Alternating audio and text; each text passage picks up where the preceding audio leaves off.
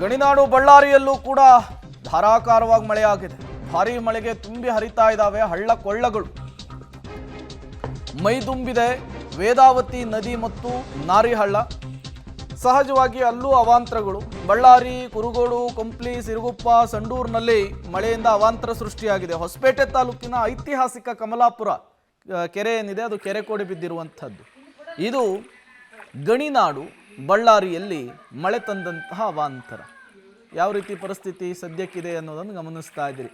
ಹೊಸಪೇಟೆ ತಾಲೂಕಿನ ಐತಿಹಾಸಿಕ ಕಮಲಾಪುರ ಕೆರೆ ತುಂಬಿದೆ, ಕೆರೆ ಕೋಡಿ ಬಿದ್ದಿದೆ.